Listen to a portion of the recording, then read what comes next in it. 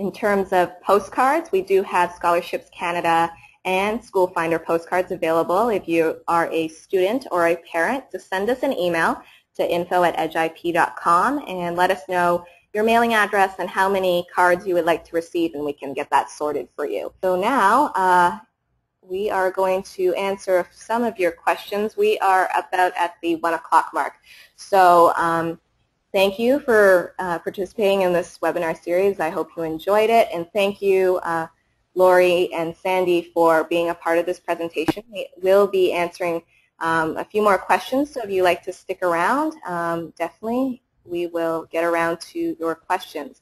And if at any time, if you have any further questions outside of this webinar series, you can simply send us an email and we can either respond to it or direct you to the appropriate person. All right, so let's see. We have a question here about what happens if you accept one offer with a deadline and then another offer you want more arrives. Sandy, I think this is a question that you can take. Well, again, that will vary from province to province. I know in Ontario, through WAC, there's a stipulation that only one acceptance can be made. With other provinces, if you receive are accepted in more than one institution, you have some flexibility. But at some point, a decision will need to be made for your planning and your choosing of courses. So the sooner one can make a decision in finalizing the program you really want and the school you want, the better. Okay, perfect. We have a question here about scholarships, that basically they heard that scholarships are typically only offered primarily based on community involvement, non-academics, admissions, post-secondary institutions are primarily based on academic strength throughout high school. Definitely, that is a scholarship myth that we tackle on the scholarshipscanada.com website. Only about 81% of the scholarships on our database do not even require an academic average. So definitely there are about 13% that require some community involvement, but that's not the only thing. There are scholarships available for non-academics. If you have a look on the Scholarships Canada website, that can definitely answer some of those concerns that you have. We have a question about, is there a site or a resource that notifies people of university application deadlines? I'm not aware of any service, but I'm not sure. Sandy or Lori, do you have any comments on that? I'm not familiar with a central database that contains that information. I think one just has to do the research and go to the particular sites of interest. Yeah, I agree, though we find in British Columbia a lot of applications for the fall typically are due around the end of February, but I wouldn't make that a hard and fast rule because I think it does vary between institution and programs.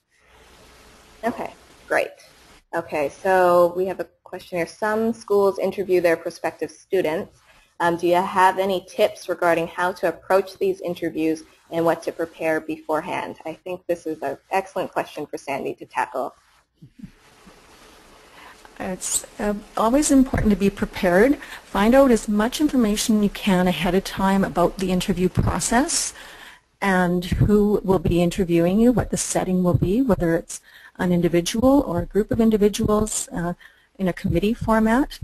The more research one can do, the better, and have just know yourself, be positive, be confident, be prepared to draw from a resume and experiences, and again with reference to your strengths, supporting what you can bring to that college, to that program that will be unique. Yeah, definitely. Those are some great tips. And also what I recommend is to do a practice session with a friend or family member, somebody who you're comfortable with, and get them to ask you some questions that you may think will be asked during the interview. An interview for a school or program application is similar in a certain regard to a job interview. So you can just sort of run it by it that way. Be confident with what your strengths are. If you know what they are, make a list of that and keep that running in the back of your mind. That should give you enough confidence to continue with that interview process. So just do a bit of like a practice session, and that would be a great way to go about it. We have a question here about PIN numbers, that they have not received their PIN number yet from the school. A good thing to do would be to ask the guidance office at your son's school in order to find out if PIN numbers are given out. I know some schools don't give out that information until later in the year when they want all their students together in a class, and the guidance counselor or like a representative from the guidance office goes through the application process with everybody, and then after they get the information session, they get their PIN number. It varies by school. I do know that some schools have already received their PIN numbers, so good thing to do would just be to ask the school directly. Question asker is asking, can you apply to a university and a college on the same application, or do you have to go to 2 different websites for an Ontario application? Okay. No, you don't have to go to 2 different websites necessarily. The Ontario Application Centre for universities and colleges is a centralized system. So the only exception is if you're applying to a career college, which generally means you need to apply to the school directly. Other than that, Sandy, do you have any comments about that? Nope, you covered that well, Karen. Okay, perfect. Let's see. For UAC, do you only get 3 choices? Does it matter how many institutions you're allowed to apply? Is there a maximum number of programs? There are 3 choices bundled in with the initial application fee, and you can certainly apply to more programs or more schools if you'd like, but that would be an additional fee tacked on to the first one. So hope that answers your question. We have a student here that's having difficulty choosing their undergraduate degree. How is a joint major different from a double major? The main difference between the two are basically how many credits for that program. Some schools have a specified curriculum that you need to go through. So a good way to go about that is to go to the School Finder website and have a look to see which schools offer that joint program in English and political science, and if the other schools that you're considering are offering a double major for those 2 particular courses. And just to have a look, generally speaking, joint majors and double majors are basically just with curriculum and credit requirements, so that can vary from institution to institution. Sandy, do you have anything to add to that? No, I'm also thinking, pardon me, I just was thinking about some career assessments here and interest inventories to help the student pinpoint and finalize some other choices and really identify what course of action he or she might want to take.